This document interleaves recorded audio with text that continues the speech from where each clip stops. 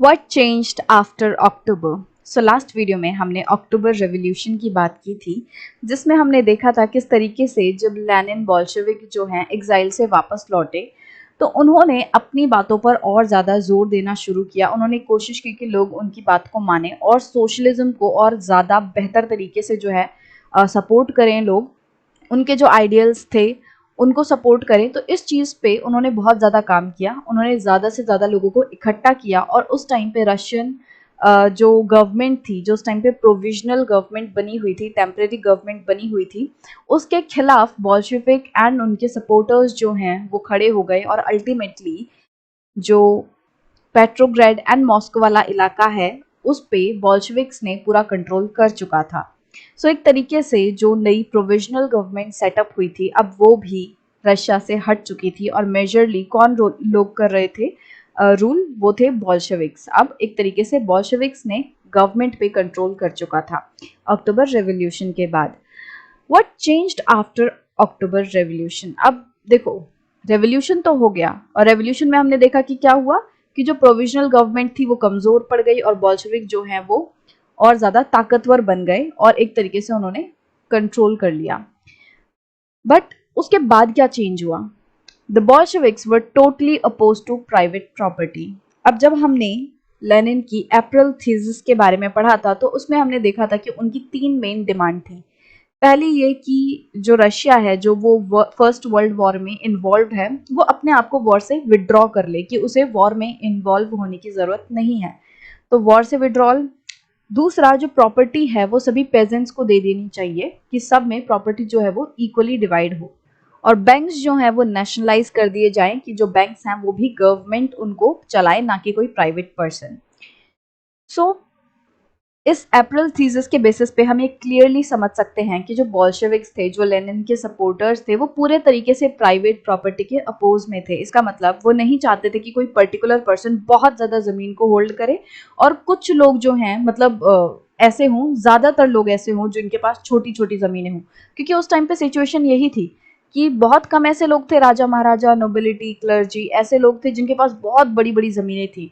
और ज़्यादातर हिस्सा ऐसा था पॉपुलेशन का जिसके पास बहुत छोटी-छोटी ज़मीनें थी या जिनके पास ज़मीनें ही नहीं थी।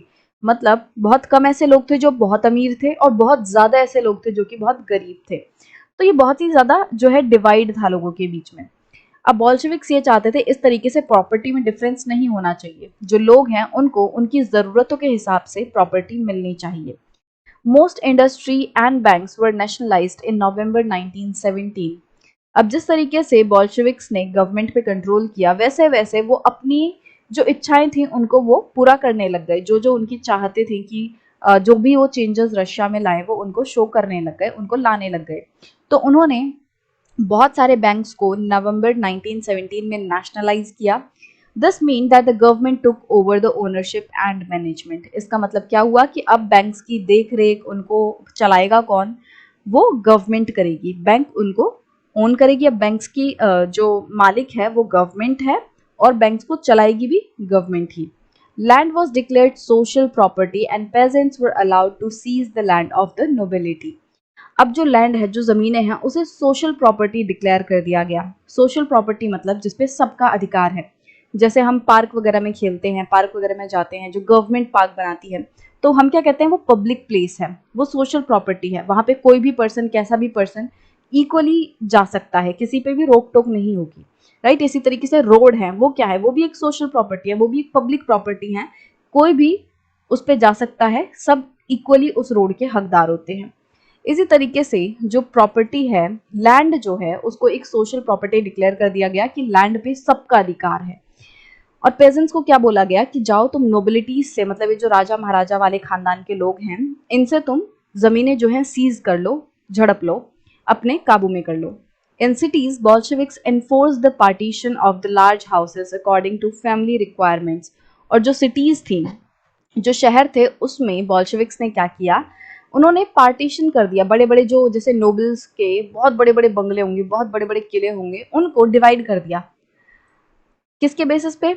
लोगों की ज़रूरतों के बेसिस पे, कि मान लो कोई फैमिली में 4 लोग हैं तो उनको एक रूम ऐसा दे दिया जिसमें वो 4 लोग रह सकें।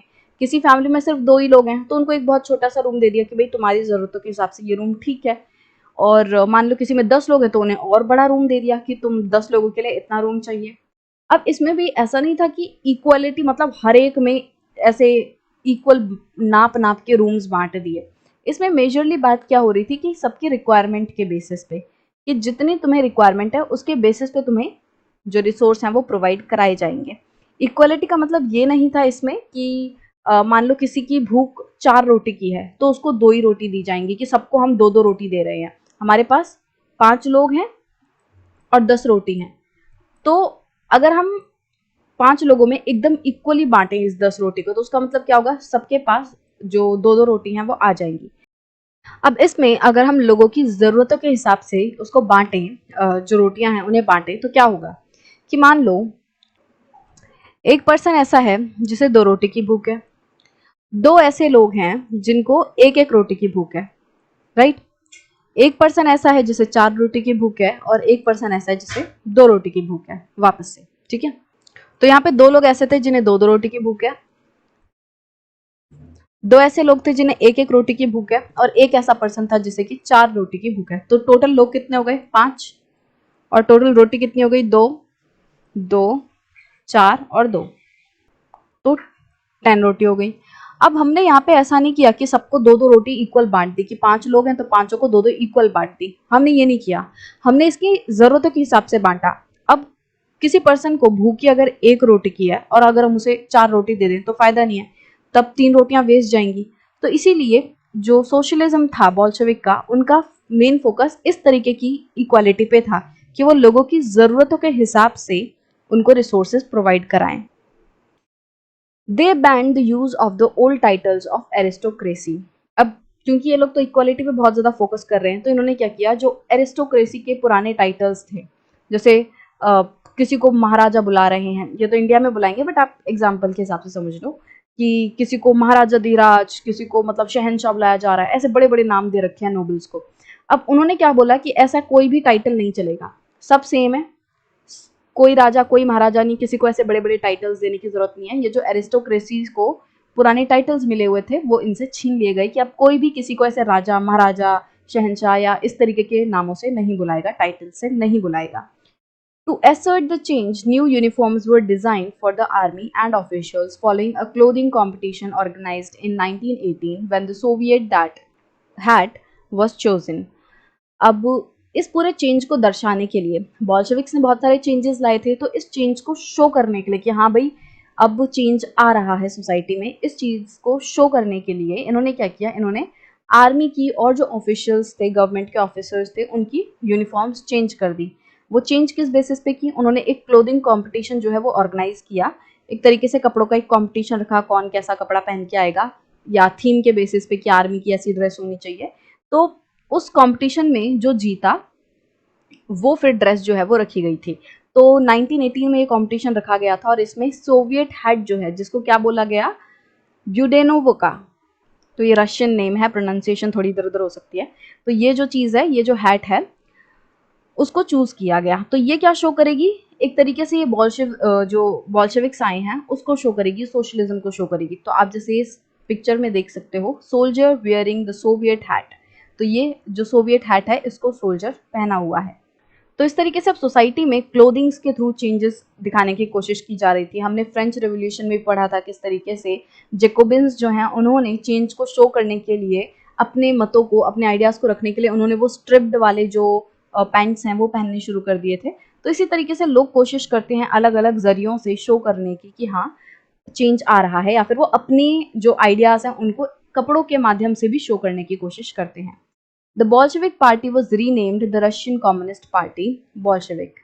अब हमने ये भी देखा था कि लेनिन की एक इच्छा ये भी थी कि अब जो उनकी पार्टी है बॉल्शेविक वाली पार्टी, उसका नाम कम्युनिस्ट पार्टी रख दिया जाए, ताकि वो अब पार्टी के जो नए आइडियाज हैं उनको शो कर सके। तो वैसा ही लेनिन ने किया, जो उनकी बॉल्शेविक पार्टी है उसका नाम चेंज करके रख दिया Russian communist party Bolshevik. So, in November 1917, Bolsheviks conducted the elections to the Constituent Assembly, but they failed to gain majority support. अब भले ही प्रोविजनल गवर्नमेंट को हटाने के बाद एक तरीके से पावर में बोल्शेविक पार्टी आ चुकी थी, क्योंकि चारों तरफ से बोल्शेविक्स को ही सपोर्ट मिल रहा था और उसने एक तरीके से प्रोविजनल गवर्नमेंट को हटा के अपने आप को स्टैब्लिश कर लिया था। बट बोल्शेविक पार्टी एक तरीके से ये चाहती थी कि अभी उसे जनता की सहमति नहीं मिली है, उसे जनता से अभी वैलिडेशन नहीं मिला है कि वही लोग उनकी गवर्नमेंट को चलाएंगे। तो इस चीज़ को करने के लिए बोल्शेविक्स ने क्या किया कि उन्होंने एक इलेक्शन जो है कंडक्ट करवाया, और उन्हें ये था कि भाई पूरी जनता हमारे सपोर्ट में है तो इलेक्शंस में भी हम ही जीतेंगे, इसमें डाउट ही क्या है, तो करा लो नाम के लिए इलेक्शन। एक तरीके से वैलिडेशन मिल ही जाएगा कि हम जनता की सपोर्ट से आए हैं, हम अपनी मर्जी से यहाँ पे नहीं बैठे हैं बल्कि जनता ने हमें बैठाया है। तो इस तरीके से सपोर्ट पाने के लिए जो बोल्शेविक्स हैं उन्होंने क्या किया, उन्होंने एक इलेक्शन रखा। तो उन्होंने इलेक्शन तो कॉन्स्टेंट करा लिया, बट वो जो कॉन्फिडेंट होके बैठे थे उस कॉन्फिडेंस का कोई फायदा नहीं हुआ। But they fail to gain majority support, क्योंकि उनको सपोर्ट तो मिली बट मेजॉरिटी सपोर्ट नहीं मिल पाई। कि मान लो जैसे 100 लोग हैं, 100 लोग या 100 सीट हैं, तो उसमें से मेजॉरिटी कब मिलेगी, जब 51 लोग जो हैं वो जीत कर आए किसी पर्टिकुलर पार्टी से, ठीक है। बट हुआ क्या कि यहाँ पे जो बोल्शेविक पार्टी है उसको इस तरीके से मेजॉरिटी नहीं मिल पाई। कुछ लोग जीते, मान लो 100 में से 30 सीट उसने जीत ली, बट मेजॉरिटी तो नहीं है ये। तो क्या हुआ कि जो उसने सोचा था कि इलेक्शन में वो जीत जाएगी, लोगों की वैलिडेशन मिल जाएगी, तो ऐसा नहीं हुआ। मेजॉरिटी से वो नहीं जीती, हाँ जीती बट मेजॉरिटी से नहीं। मतलब कुछ लोग जो हैं, जो और लोग जीते थे वो दूसरी पार्टीज के भी थे, दूसरे ग्रुप्स के लोग जो हैं वो भी जीते। ये रशियन कम्युनिस्ट पार्टी के अलावा और भी पार्टीज के लोग जो हैं वो जीते इलेक्शंस में। In January 1918, the assembly rejected Bolshevik measures and Lenin dismissed the assembly. अब हुआ क्या कि 1917 में जो इलेक्शंस हुए थे उससे एक नई असेंबली बनी जिसमें बॉल्शेविक्स जो है वो मेजॉरिटी में नहीं थे। इसका मतलब कि कुछ लोग इसमें बॉल्शेविक्स वाले थे और बाकी लोग जो हैं वो दूसरी पार्टीज के थे, दूसरे आइडियाज के लोग थे। अब जिस तरीके से असेंबली काम कर रही थी, बॉल्शेविक्स को ये था कि भाई हम सबसे पावरफुल हैं, हम सबसे ज़्यादा सपोर्ट में, भले ये इलेक्शंस में मेजॉरिटी में नहीं जीत के आए थे बट फिर भी इनको ये था कि भाई हम ये कंट्रोल करेंगे। तो ये अपने मेजर्स जो है वो शो करने की कोशिश कर रहे थे। इन्होंने अपने कुछ आइडियाज़ रखे कि भाई हम रशिया में ये चेंजेस लाएंगे, बट क्योंकि ये एक असेंबली है तो इसमें आपको और लोगों की भी बात सुननी पड़ेगी। तो जो बाकी पार्टीज के लोग थे वो बॉल्शेविक्स की बात को नहीं सुनते थे, वो कहते थे कि नहीं हम आपसे मंजूर नहीं करते, हम आपसे एग्री नहीं करते और ये चीज़ नहीं होनी चाहिए। अब इस तरीके से जो बॉल्शेविक्स हैं और असेंबली में जो दूसरे लोग चुनकर आए थे उनके बीच में कॉन्फ्लिक्ट्स होने लग गए। तो जो बाकी असेंबली है, जो बाकी लोग थे, वो लोग बॉल्शेविक मेजर्स को अपोज करने लग गए। वो कहने लग गए कि हम आपकी बातों से सहमत नहीं होते, जो भी चेंजेस आप लाने की बात कर रहे हो वो नहीं आने चाहिए। तो इस तरीके से बाकी लोग कहने लग गए। अब इस चक्कर में लेनिन जो थे उनको गुस्सा आ गया। उनको तो ये था कि भाई हमारी गवर्नमेंट होनी चाहिए, हमारी ही पावर होनी चाहिए, तुम ऐसे कैसे हमारी बात नहीं मानोगे। तो इस चक्कर में जो लेनिन थे उन्होंने इस पूरी असेंबली को ही डिसमिस कर दिया। जैसे सार निकोलस II ने अलग अलग डूमास को डिसमिस किया, वैसे ही लेनिन ने इस असेंबली को, जो कि नवंबर 1917 में इलेक्ट होके आई थी, इस असेंबली को डिसमिस कर दिया। क्या कह के? उन्होंने ये बोला कि जो all Russian congress of soviets है वो ज़्यादा डेमोक्रेटिक है than an assembly elected in uncertain conditions. उन्होंने ये कहते हुए इस असेंबली को डिसमिस कर दिया कि जो all Russian congress of soviets है वो ज़्यादा डेमोक्रेटिक है। क्योंकि हमने पढ़ा था कि all Russian congress of Soviets में क्या था कि उस टाइम पे देश में, रशिया में जो अलग अलग सोवियट्स थी, लगभग 500 सोवियट्स ने अपने अपने रिप्रेजेंटेटिव्स भेजे और इन रिप्रेजेंटेटिव्स ने मिलके क्या बनाई, all Russian congress of Soviets बनाई। मतलब ये सोवियट्स ऑफ सोवियट्स थी कि एक तरीके से इन ग्रुप्स का भी एक ग्रुप था। तो अब लेनिन ये कहने लगे कि ये जो कांग्रेस निकल के आई है, सोवियत निकल के आई है, all Russian congress of Soviets, ये ज्यादा डेमोक्रेटिक है। डेमोक्रेटिक मतलब क्या होता है कि आप जनता को रिप्रेजेंट कर रहे हो, जनता आपको चुन रही है। तो अगर इस तरीके से बहुत सारी सोवियट्स को रिप्रेजेंट करने वाले लोग मिलके कोई सोवियत बना रहे हैं, एक तरीके से हम कह सकते हैं कि जो रिप्रेजेंटेशन है वो इसमें ज़्यादा बेटर हो रहा है। तो यही चीज़ जो है वो लेनिन ने कही। लेनिन ने कहा कि जो ये कांग्रेस है, जो ये सोवियत है, ये ज़्यादा डेमोक्रेटिक है देन द असेंबली, जो ये 1917 में असेंबली आई थी जिसमें कि बॉल्शेविक्स पूरे तरीके से नहीं जीत पाए थे। तो इस असेंबली को उन्होंने कहा कि ये ना बड़े अनसर्टेन टाइम्स में आई है। मतलब कि जैसे ही अक्टूबर रेवोल्यूशन हुआ पूरी उथल पुथल हो रखी थी, तो ऐसे टाइम में ये इलेक्शंस हुए थे। तो ये जो असेंबली है ना, ये सही से डेमोक्रेटिक नहीं है, ये पूरे तरीके से डेमोक्रेटिक हम नहीं कह सकते। तो इससे बेटर डेमोक्रेसी तो ये कांग्रेस ऑफ सोवियट्स में है, इसलिए ये ठीक है। जो रशियन कांग्रेस ऑफ सोवियट्स है ये बढ़िया है, तो इस वाली असेंबली को हम हटा देते हैं। अब ये तो लेनिन ने तर्क दिया था लोगों के लिए कि ज़्यादा डेमोक्रेटिक सोवियत है और असेंबली अभी अनसर्टेन टाइम्स में इलेक्ट होके आई है, तो वो सही से नहीं है। असली बात तो ये थी कि अब जो दूसरे लोग थे, जो दूसरे लोग इलेक्ट होके आए थे, वो बोल्शेविक्स की बात नहीं मान रहे थे। इस चक्कर में जो लेनिन है उन्होंने असेंबली को डिसमिस कर दिया। He thought all the Russian Congress of Soviet was more democratic than an assembly elected in uncertain conditions. उन्हें ऐसा लगा। In March 1918, despite opposition by their political allies, the Bolshevik made the peace with Germany at Brest-Litovsk. अब मार्च 1918 में क्या हुआ कि उनके खुद के जो पॉलिटिकल अलाइज थे, अलाइज मतलब जो उनके साथी हैं, उनके फ्रेंड्स हैं, जो उनके साथ जुड़े हुए हैं, तो बॉल्शेविक्स के बहुत सारे अलाइज ने, बहुत सारे जो उनके साथ लोग थे, सपोर्टर्स थे, उन्होंने मना भी किया कि ये कदम मत उठाओ। क्या कदम? बॉल्शेविक्स जो हैं उन्होंने जर्मनी के साथ जो है पीस कर लिया। उन्होंने जर्मनी के साथ संधि कर ली कि अब हम लड़ेंगे नहीं, लड़ाई बंद करो। तो उन्होंने लड़ाई जो है वो बंद कर दी, क्योंकि लेनिन जो है वो पहले ही चाहते थे कि रशिया जो है वो लड़ाई में इन्वॉल्व ना हो। तो उस चीज को इम्प्लीमेंट करने के लिए उन्होंने ये कदम उठाया। तो बॉल्शेविक्स ने क्या किया, जर्मनी के साथ एक पीस जो है, पीस ट्रीटी वो साइन कर ली। कहाँ पे? ब्रेस्ट लिटोस्क में। In the year that followed, the Bolsheviks became the only party to participate in elections to all Russian Congress of Soviets, which became the parliament of the country. अब धीरे धीरे करके क्या हुआ कि भले ही जो नेशनल असेंबली है उसको तो लेनिन ने डिसमिस कर दिया था, और जो नई डेमोक्रेटिक रिप्रेजेंटेशन निकल के आ रही थी all Russian Soviet of Congress of Soviets की, वो भी एक तरीके से बॉल्शेविक्स की ही पपेट थी, क्योंकि उसमें भी ज्यादातर जो सोवियट्स थी वो बॉल्शेविक्स को सपोर्ट कर रही थी। हमने पढ़ा ना कि बहुत सारी सोवियत जो है वो बनी थी। अब ये बहुत सारी सोवियत तो बनी थी, अब इसमें से मैक्सिमम जो सोवियट्स हैं वो बॉल्शेविक्स को ही सपोर्ट कर रही थी। इसका मतलब ये जो कांग्रेस थी, ये जो सोवियत ऑफ सोवियट्स थी, ये एक तरीके से बॉल्शेविक्स के सपोर्ट में थी।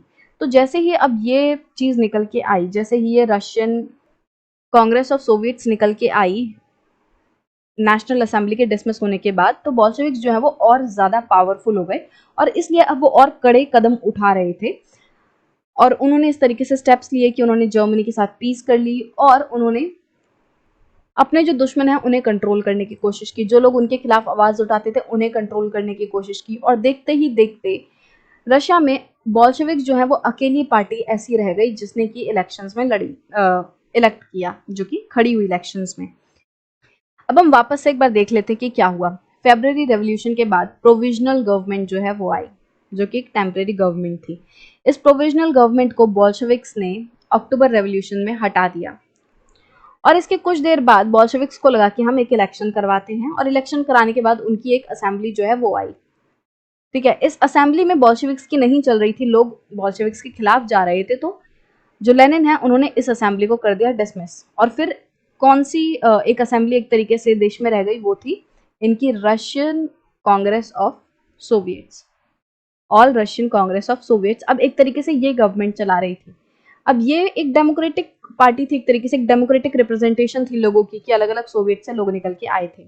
तो अब हम कह सकते हैं कि रशिया में जो लेजिस्लेटिव काउंसिल है वो किसकी थी, वो इससे बनी हुई थी, जैसे डूमा हो गई। तो अब वो ये थी, ये जो all Russian congress of Soviets थी, एक तरीके से वो अब काउंसिल थी। अब इस काउंसिल में फिर से क्या हुए, इलेक्शंस हुए कि अब कौन लोग चुन के इस काउंसिल में बैठेंगे, क्योंकि इसमें तो एक तरीके से रिप्रेजेंटेटिव्स ही हैं, लोगों ने अपने रिप्रेजेंटेटिव्स तो चुन के भेजे थे, सभी सोवियट्स के रिप्रेजेंटेटिव्स लोगों ने चुन के भेजे थे। अब फिर से इसमें इलेक्शंस हुए कि अब कौन कौन इसमें चुन के आएगा। तो अब जब ये इलेक्शंस हुए कि कौन कौन चुन के आएगा, उसमें चुनने के लिए या इलेक्शन में खड़े होने के लिए सिर्फ एक ही पार्टी रहेगी। सिर्फ एक ही पार्टी जो है उसने इलेक्शंस लड़े कि वो all Russian congress of Soviets में इलेक्ट होके आए। और वो पार्टी कौन सी थी? बॉल्शेविक्स पार्टी, या जिसका नाम उन्होंने रशियन कम्युनिस्ट पार्टी जो है वो रख दिया था। तो अब यही पार्टी जो है वो इलेक्शंस लड़ी, और अगर यही पार्टी लड़ेगी इलेक्शंस तो डेफिनेटली इसी पार्टी के लोग ही चुन के आएंगे, जितने भी आएंगे। तो अब की जो all Russian congress of Soviets बनी, उसमें सिर्फ और सिर्फ कौन से लोग थे? बॉल्शेविक्स के लोग थे। और अब ये जो सोवियत है ये क्या बन गई? ये पार्लियामेंट बन गई कंट्री की। जैसे हमने डूमा सुना, जैसे हमने फ्रेंच रेवोल्यूशन में नेशनल असेंबली सुना था। तो अब वो काम कौन कर रहा है? अब वो all Russian congress of Soviet कर रही है, जिसमें लोग कौन बैठे हैं? बॉल्शेविक्स वाले लोग बैठे हैं। Russia became a one party state. अब इस चीज के बाद क्या हुआ, रशिया एक वन पार्टी स्टेट बन गई, क्योंकि उनके पार्लियामेंट में कौन चुन के आया है, सिर्फ एक ही पार्टी से लोग चुन के आए हैं। जैसे चाइना में क्या होता है कि चाइना में उनकी एक ही पार्टी की है, एक ही पार्टी है उनकी, और उसी पार्टी में वो अलग अलग लोगों को खड़े कर देते हैं कि चलो इनको वोट दो। जैसे आपको हमारे देश में बहुत सारी पार्टीज दिखेंगी, बीजेपी, कांग्रेस, आम आदमी पार्टी, टीएमसी, बहुत सारी पार्टीज आपको दिखेंगी। बट चाइना में क्या है, एक ही पार्टी है, एक ही पार्टी से वो 4 लोगों को खड़े कर देते हैं और लोग उन्हीं 4 लोगों को वोट देते हैं और उन्हीं में से कोई भी जीत जाता है। अब क्या फायदा, पार्टी तो एक ही है ना। तो वही सिस्टम अब रशिया में हो गया था। अब रशिया में क्या था कि सिर्फ एक ही पार्टी थी, क्योंकि पार्लियामेंट में चुन के कौन आए, एक ही पार्टी से लोग आए, तो हम कह सकते हैं कि अब एक पार्टी का रूल हो गया रशिया में। ट्रेड यूनियंस वर कैप्ट अंडर पार्टी कंट्रोल। अब जितनी भी ट्रेड यूनियंस थी, जो भी फैक्ट्री वर्कर्स वगैरह अपनी ट्रेड यूनियंस बना रहे थे, उनको बॉल्शेविक्स ने पूरे कंट्रोल में रखने की कोशिश की। The secret police called the Cheka first and later OGPU and NKVD punished those who criticized the Bolsheviks। अब एक सीक्रेट पुलिस बनाई गई जिसका नाम क्या रखा, चेका। तो पहले उसको चेका के नाम से बुलाया गया और उसके बाद उस सीक्रेट पुलिस का नाम OGPU एंड NKVD जो है वो रख दिया गया। इनकी फुल फॉर्म क्या है वो आपको जानने की जरूरत नहीं है, बस ये देख लो कि एक सीक्रेट पुलिस जो है वो बॉल्शेविक्स ने all Russian congress of Soviets, या जो चुन के आई थी, अब बॉल्शेविक्स वाले जो लोग चुन के आए थे इस टाइम पे, उन्होंने क्या किया, उन्होंने ट्रेड यूनियंस को कंट्रोल करने की कोशिश की और उन्होंने इस तरीके से सीक्रेट पुलिस बनाई जो छुप छुप के ये देखेगी कि कौन बॉल्शेविक्स को क्रिटिसाइज कर रहा है, और जो भी बॉल्शेविक्स को क्रिटिसाइज करता था उसको फिर वो सजा देते थे। Many young writers and artists rallied to the party because it stood for socialism for change and for change। अब बहुत सारे लोग जो है वो शुरू में उन्होंने बॉल्शेविक्स को बड़ा सपोर्ट किया। बहुत सारे जो यंग राइटर्स थे, आर्टिस्ट थे, वो पार्टी के सपोर्ट में रैलियां निकालते थे, क्योंकि लोगों को ये लग रहा था कि जो बॉल्शेविक्स हैं वो तो सोशलिज्म की सपोर्ट में हैं, वो इक्वालिटी की सपोर्ट में है कि सब कुछ जो है, जितने भी रिसोर्सेज हैं वो सभी के हैं, सिर्फ एक पर्सन के हाथ में सब कुछ नहीं होना चाहिए, सारे रिसोर्सेज नहीं होने चाहिए, हम सब में इक्वली बंटना चाहिए। तो इस चीज़ के सपोर्ट में है बॉल्शेविक्स और वो चेंज चाहते हैं। तो लोगों ने ये बात देखकर बॉल्शेविक्स को बड़ा सपोर्ट किया। After October 1917 this led to experiments in the arts and architectures. अब जब कुछ इस तरीके का सोसाइटी में चेंज होता है, चाहे वो पॉलिटिकल चेंज हो, चाहे इकोनॉमिक चेंज हो, तो उसका असर लोगों की लाइफ पे पड़ता है, लोगों के रहन सहन पे पड़ता है, और जिस तरीके की चीज़ें वो करते हैं, जिस तरीके की किताबें वो लिखेंगे, जिस तरीके के गाने वो गाएंगे, जिस तरीके की पोएम्स वो बनाएंगे, इवन जिस तरीके की ड्राइंग्स वो बनाएंगे, इन सब चीज़ों पे इसका असर दिखेगा। अब जैसे इंडिया में जब ब्रिटिशर्स के खिलाफ हम लड़ रहे थे, जब नेशनल मूवमेंट चल रही थी, तो उस टाइम पे जो भी लोग गाने बनाएंगे वो देशभक्ति बनाएंगे, जैसे भी ड्राइंग बनाएंगे उसमें भारत माता दिखाएंगे, तिरंगा दिखाएंगे। इसी तरीके से अब जब ये बॉल्शेविक्स बनकर आए और सोशलिज्म की बड़ी सपोर्ट हो रही थी, बॉल्शेविक्स की बड़ी सपोर्ट लोग कर रहे थे, तो अपनी आर्ट में लोग अब इस चीज़ को दिखा रहे थे। तो लोगों ने अलग अलग एक्सपेरिमेंट्स किए, लोगों ने इस चेंज को, इस सपोर्ट को आर्ट के थ्रू जो है दिखाने की कोशिश की, आर्किटेक्चर के थ्रू जो है ये चीज़ें दिखाने की कोशिश की, कि मूर्तियां बना दी जिसमें वो कुछ सिग्निफाई कर रहे हैं, सोशलिज्म को जो है दर्शाते हुए उन्होंने कोई मूर्ति बना दी। बिल्डिंग्स में जो चीज़ें हैं, ये इनका जो आइडिया ऑफ सोशलिज्म है वो झलक रहा था। तो इस तरीके से आर्ट एंड आर्किटेक्चर पे भी इस चीज़ का असर पड़ा। But many became disillusioned because of the censorship of the party that the party encouraged। अब शुरू में तो लोगों ने सपोर्ट किया, बट बाद में लोग डिसइल्यूजनड हो गए, मतलब कि वो निराश हो गए, वो डिसअपॉइंट हो गए। डिसइल्यूजन का मतलब कि वो निराश हो गए, डिसअपॉइंट हो गए, क्योंकि उन्हें लग रहा था कि अब बहुत अच्छे दिन आएंगे। लोगों को ये लग रहा था कि अब सब कुछ जो है वो सही हो जाएगा, उनको फ्रीडम मिलेगी, उनके ऊपर कोई कंट्रोल करने वाला नहीं होगा, उनके ऊपर कोई दबाव देने वाला नहीं होगा। बट जैसे जैसे बॉल्शेविक्स जो हैं और ज़्यादा पावर में आते गए, टाइम बीतता गया, तो लोगों को ये समझ आने लगा कि जो उन्होंने सोचा था वैसी बॉल्शेविक नहीं है। क्योंकि बॉल्शेविक पार्टी क्या कर रही थी भाई, उन्होंने तो सीक्रेट पुलिस बना के रखी है, वो तो थोड़े से क्रिटिसिज्म से क्या कर रही है, लोगों को अरेस्ट करवा के ले जा रही है, उन्हें पनिश कर रही है, वो पूरे तरीके से सेंसरशिप लगा रही है, जो भी उनके खिलाफ बोलेगा उसको मार रही है। तो ये तो कोई बात नहीं हुई, क्योंकि लोगों को फ्रीडम चाहिए, और अब लोगों को वो चीज़ नहीं दिख रही थी। तो लोग डिसअपॉइंट हो गए कि जो हमने देखा था, जो हमने सोचा था कि जैसा अब फ्यूचर होगा बॉल्शेविक्स के आने से, वैसा उन्हें नहीं दिख रहा था।